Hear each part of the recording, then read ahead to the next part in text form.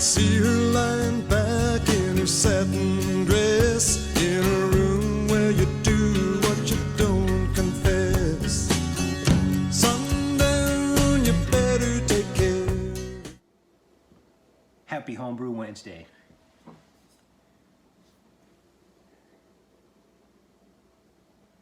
This is the, I've been waiting on Wally way too long. So I said, you know what? I'm gonna get into this beer.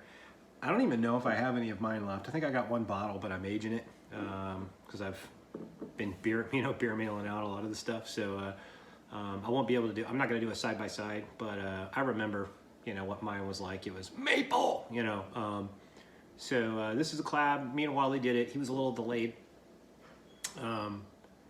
because he had had an Achilles tendon issue. Sorry about that. Had a visitor. Okay, all right. Let's just go ahead and crack into this. So I don't know if there's any. Wow, got a good spray. Wally's is always filled to the brim. Mine are not. So I got a little wet there. But oh, it looks a lot like mine.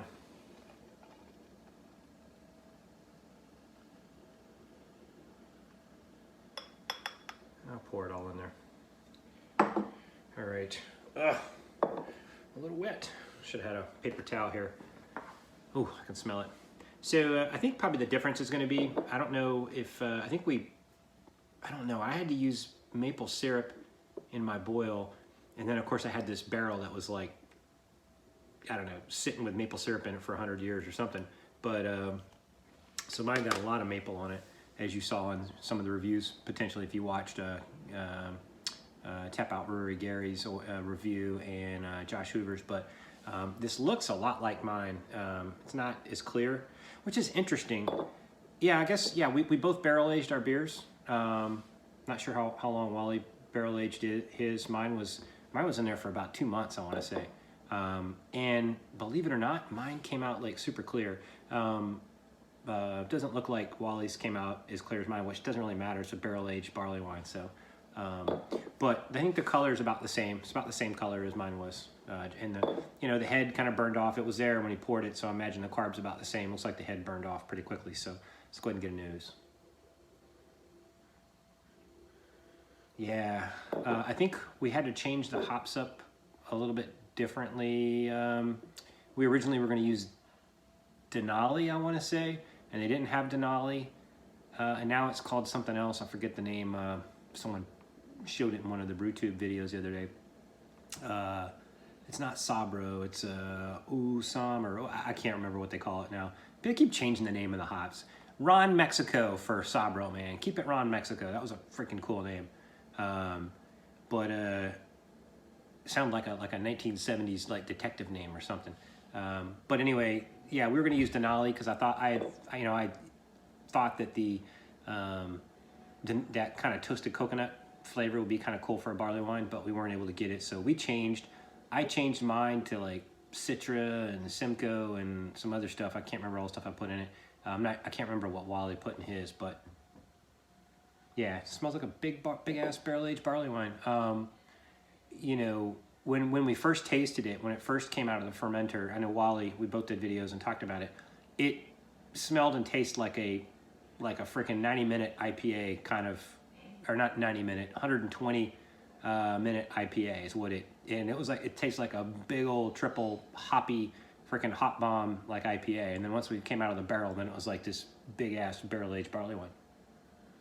Okay, all right, smells great. Cheers, Wally.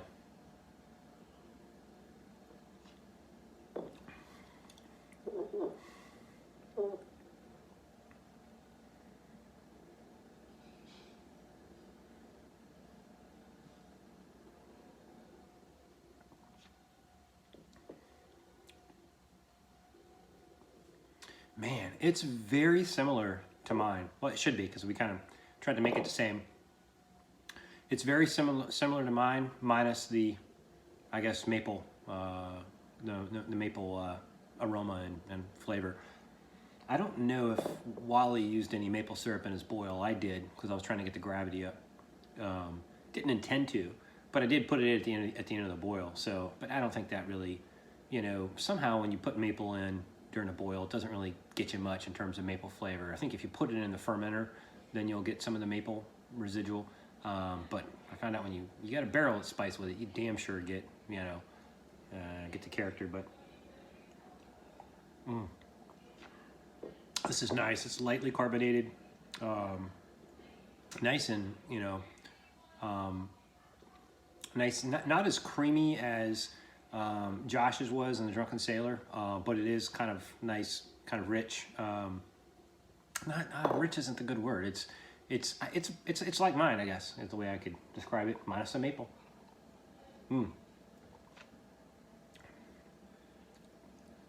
Yeah, this is a great beer. I don't know what you thought, Wally. I think yours is terrific. I think it's very, very similar to mine, just minus the maple. Can't wait to see what, you know, you get out of mine when you taste it. But all right, so awesome beer. That was a very fun collab. A lot of stuff went down with Wally, so I apologize. You know, he'll probably hold a cross at me like a vampire next time I try to ask him to do a collab with me, because of all the you know screwing up his Achilles and all surgeries and all the other stuff he had to deal with. But he still did it. He's a trooper. So these beers here are, I'm actually sending them to a guy that I graduated high school with down in Florida. So I graduated from Cocoa Beach High School many moons ago, and I was only there a year. You know, my parents decided to move from Texas to Florida my senior year, like right before my senior year started. Imagine how much that sucked. But you know, Florida, all in all, was kind of cool, and met some great, you know, folks down there. And this guy, you know, his son's a hockey player, so I've been kind of keeping track of his son, you know, kind of going through the minor leagues. But anyway, we got to talking, and he goes, "Hey, man, I'd be more than it's kind of like you know, who's the hamburger guy from Popeye? He's like, I'll gladly pay you Wednesday for a homebrew today." So I said, "Hey, man, I'm just going to send you some." So I've got him a lineup of beers, including, oh, and this is cool. This is the best old school label that I have ever done. Sam Crow. No, it's a Dean's List original. Love that label. And this version is 9%, really 9.3, but who's counting? So it's just slightly higher than ABV than it normally is, but it's, you know, I cranked back up the original bitterness because I'd started kind of making it a little more new school, so it kind of became middle school, or nouveau school. So I cranked it back up to the original old school IBUs. This thing is 120, all with Chinook in the first part of the boil, and then of course the Simcoe Citra in the last 15 minutes, and Whirlpool, I killed it. But 120 IBUs, nice, strong, bitter, awesome beer. I got probably about a half keg left. So anyway, sending that one out, and then another beer. I kind of rebranded my CrowdStrike Imperial. One of the ones that I was saving onto to age, like Gary told me to. I decided to rename it Leviathan, and I thought that thinking of a creature coming up from the depths of the sea, you know, with this big bite, you know, tearing up a ship, is exactly how I think of this Russian Imperial Stout. I called it Ukrainian Imperial Stout because of what was going on at the time, but and it's still got my old Dean's List label on it, which is cool. Not like the cool new Dean's List label. So I'm sending him that. I'm sending him, you know, of course, one of the barley wines, one of the few remaining barley wines that I have from this collab, and then some other stuff.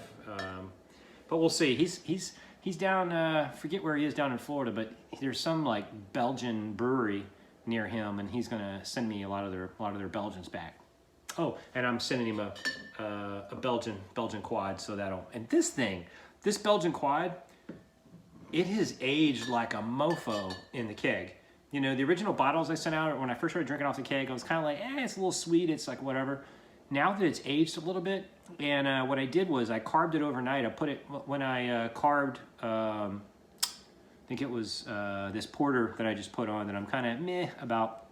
I cranked up the, you know, normally I shut off the other kegs when I'm force carbing one. I decided to like just go ahead and force carb the other two kegs as well. So I did it to old school, and I did it to, it did some bad stuff to old school, so I gotta let it simmer down.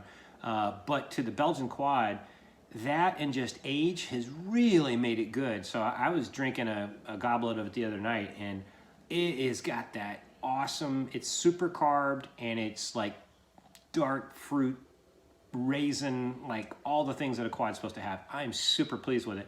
So instead of giving him one of the older bottles, I rebottled this one on the weekend and sent it to him. And then I got this porter here, which is this is the porter, a barrel-aged porter that I just, what I did was I left some of the dregs from the barley wine, put a big ass couple of handles of, like a handle or something of whiskey in there, let it soak for like a week, and then I brewed this imperial porter, smoked maple imperial porter, put it in there. It can't.